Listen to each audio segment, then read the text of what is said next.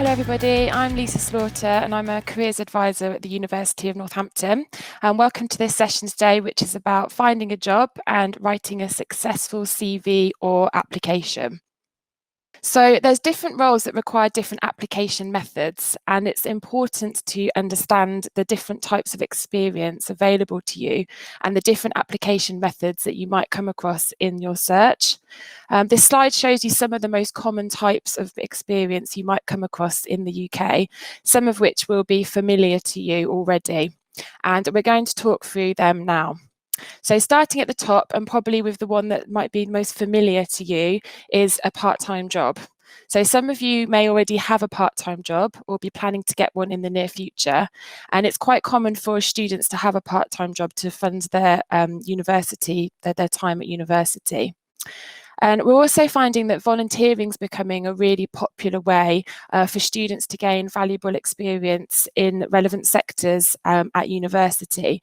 And volunteering is also really, really useful for you to work out possible careers that you might be suited to. So it's particularly useful for students that are studying courses such as sociology or psychology, where there are a range of careers that you could go into from your course. And not only does this give you an insight into whether you'd be suited in a particular role or career, but it also builds up your CV and gives you some really good experience to put on there too. So we're finding that volunteering is becoming really popular. Some courses will have placements as part of it, and they're a really practical way for students to build up relevant experience in the sector, and it provides you with the opportunity to put your theory into practice as well. So you'll find that with some courses there will be a placement as part of that. For all three of these types of experience, like part-time work, volunteering and placements, it's likely that you'll be asked to produce a CV or a cover letter as part of the application process. They're likely to be smaller organisations, and we tend to find that smaller organisations will ask you to apply for roles using this format. Year-long placements are usually taken in between your second and third year at university, and paid internships tend to be taken in short projects of sort of 6 to 12 months, and usually over the summer. And the application process for these, and also for graduate schemes, which is what you do once you've graduated, is usually an online application form and or a CV. And this is because organisations offering those experiences tend to be a lot larger in size, and therefore they have a more advanced online application process. And often they will have several stages in that application process too.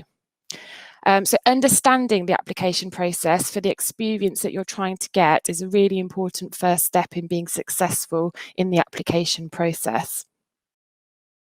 So as discussed on the previous slide, the curriculum vitae, or CV as it's mostly referred to, is a really popular application method used amongst UK employers to understand a candidate's skills and experiences.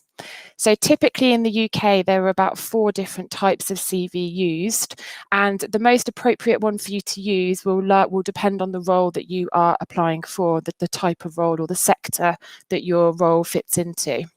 So for an example, with an academic CV, as the name suggests, that's really useful for people wanting to work in academia, teaching within FE or higher education.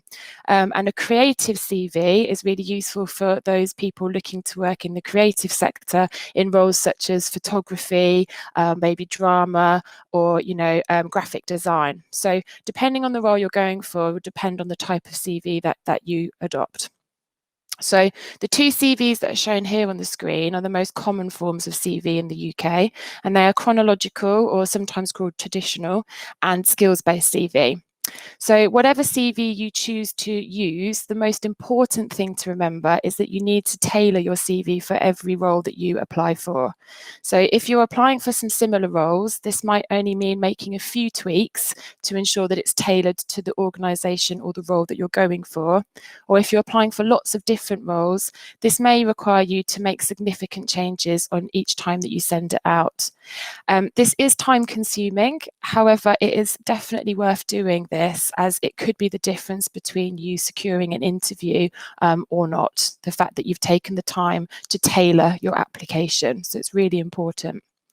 Obviously, a CV is subjective. It's your marketing tool for you to sell yourself to an employer, and therefore it does need to look how you want it to. However, there are certain do's and don'ts when it comes to CVs, and things that you should and shouldn't put on there, and aspects that should and shouldn't be included. So, for example, make sure that you're not including unnecessary personal details, such as a photo, or your date of birth, your nationality, your marital status, or even your gender or mother's maiden name. Sometimes we see that on CVs. You do not need to put that information on there in the UK. However, you would need to make sure, for example, that your education is on there and your experience, and that you are listing these in reverse date order. So the most recent first and working backwards. So other sort of key tips for your CV would be to try and write in third person, and to keep to 2 sides of A4, as studies have shown that anything longer, and it's very unlikely that an employer will read past those 2 pages. So try and keep it short and sweet, so you have 2 pages to really sell yourself. So things that you definitely need to include on a CV are your contact details, so that they can get hold of you, your education history, the work experience or part-time jobs that you've had, and that's, volunteering or paid work, and also any involvement that you've had in extracurricular activities, so any kind of community groups or things that you've done whilst you've been at college or school, any awards that you've won as well. So they're the kind of main things to put on your CV. And as I said, the 2 on the screen are the most commonly used. The main difference is that a chronological CV is really useful for candidates that have a lot of experience in the area that they're trying to get into, as an employer can see at a glance that you've had relevant experience in the sector. A skills-based CV is more useful for candidates that know that they have the skills and the ability to do the job, but they haven't necessarily built up those skills through relevant work experience. So you might find yourself in a position where you have two CVs, depending on the jobs that you're going for. Whatever type you're going for, though, as I said, it's really important that you alter it each time. You've got 2 sides of A4 to grab an employer's attention. Think about what makes you different to your friends or your classmates. Is it your volunteering? Is it your grades? Is it the fact that you've won a competition? What is your unique selling point? Okay, why should they give you the interview? So really think about that and try and get that across in the 2 sides that you've got to do it. So, covering letter then. So unless otherwise specified, it's always a really good idea to send in a cover letter with your CV, because sending in a letter with your CV really maximises your chance to impress an employer. And the cover letter is always a really good chance as well to get across your personality. The CV is facts about yourself, what you've studied and what experience you have, whereas the cover letter is where it can come alive and bring across your personality. So it's more personal. So the cover letter on here is from an organisation called Target Jobs, and it shows you how to set one out. So as a general rule, you would set out your covering letter with sort of 4 paragraphs. The first one is where you would introduce yourself and state the role that you're applying for, and where you saw it advertised. You would then move into the second one to say why you're applying and what is it about that work or role, or the organisation that interests you.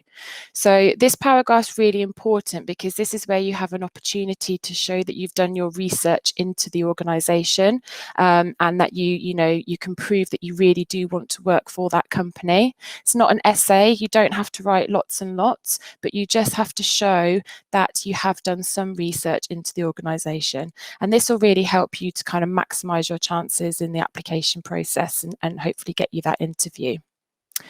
You then need to move on to sell yourself to the reader, and what you might want to do at this point to link the two documents together, the CV and the cover letter, is to refer to your CV. So if there is something in particular that you would like to highlight, you might want to say, you will see from my CV, and say what it is, just in case they don't open your CV. It gives you another chance to, maximize your chances with the employer and get them to know the important bits about you. And finally, with a covering letter, it's a really good idea to finish on a positive statement, just saying, thank you for taking the time to read my application. Okay, so as I said, unless otherwise specified, if they say don't send a cover letter, then don't. But if not, then it's always a good idea to accompany your CV with a letter as well. So with a personal statement, sometimes on an online application form, you might get asked to write a personal statement. And if you do get asked to do this, it's really important that you mention all aspects that are included in the person specification. So you might decide to use each requirement as a subheading, as this will help to ensure that you're really selling yourself and that you've provided evidence for all the required parts. And using subheadings means that you can address each section in the order that it appears, and this will help an employer to see that you meet the person specification and that you meet it fully. Okay, so it's all about trying to make it easy for the employer to see that you are the right person for them to call in for an interview. So doing it in order of how it is in the application form is a really good idea. And try to ensure that your enthusiasm for the role comes across as well, and state why you think you're the best person for the role. What can you offer that another candidate can't? And try to use different examples to back up your application, as this will give an employer more of an insight into who you are as a person. Okay, so with the personal statements, you might get asked to do that as part of the online application process at the end. Okay, so we've kind of touched on cover letters and CVs and the different types and sort of personal statements within application forms. So now you need to consider where to look. So where will you find those opportunities? So depending on what you want to do, there are obviously lots of different places that you can look. If you know where you want to work, the most obvious place to start is on the company websites themselves to see if they're actually recruiting. So if you've got a dream organisation in mind, then start looking on their websites and seeing what they're offering.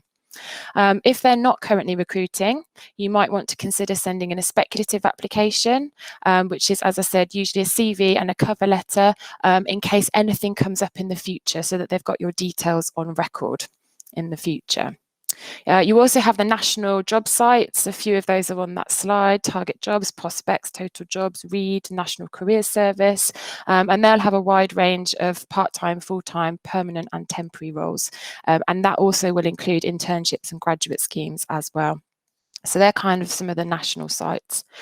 Hopefully you will have heard of LinkedIn. It's a really, really useful tool for you to begin networking, but also they have job opportunities on there as well.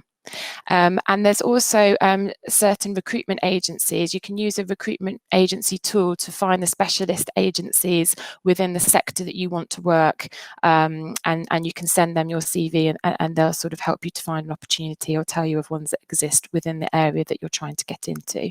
So there's lots of different places that you can be looking for a role. Okay, so just to kind of summarize really, and to leave you with my kind of 3 top tips really for making good applications.